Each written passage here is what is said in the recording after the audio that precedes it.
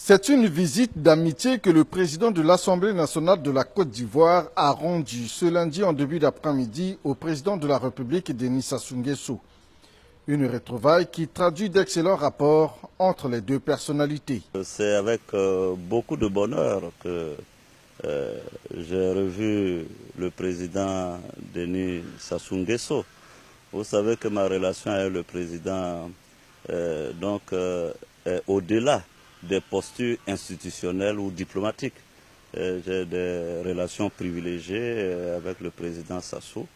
Je dois signaler que cela fait quasiment 2-3 ans que je n'étais plus revenu à Brazzaville. J'ai expliqué au président qu'entre-temps, je m'étais inscrit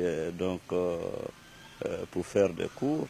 Et naturellement, l'audience m'a permis, n'est-ce pas, de lui faire le point de la situation depuis les 3 ans d'absence. La paix en Afrique et la situation politique en Côte d'Ivoire ont également marqué l'entretien entre Denis Sassou Nguesso et Guillaume Soro. Je lui ai donné la situation politique en Côte d'Ivoire. Je lui ai dit que les choses se passaient très bien et que les acteurs politiques en Côte d'Ivoire étaient en train de s'organiser pour que la paix si chèrement acquise soit maintenue. Vous savez très bien que pour un président d'expérience comme le président Denis Sassou Nguesso, naturellement, ses conseils ont été de dire qu'il faut que l'Afrique en général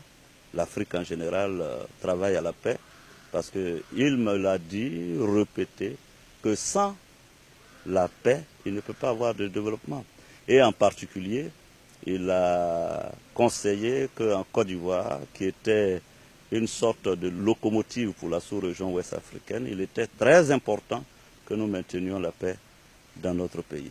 Par ailleurs, le président de l'Assemblée nationale de la Côte d'Ivoire s'est exprimé sur la situation de l'ancien président ivoirien, Laurent Gbagbo, actuellement en procès à La Haye.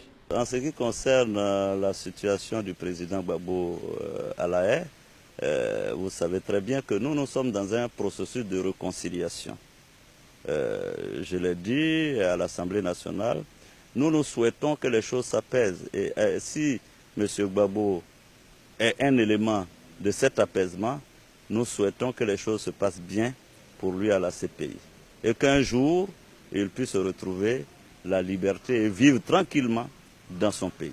Notons que la Côte d'Ivoire est dans un processus électoral, notamment la préparation de l'élection présidentielle prévue en 2020.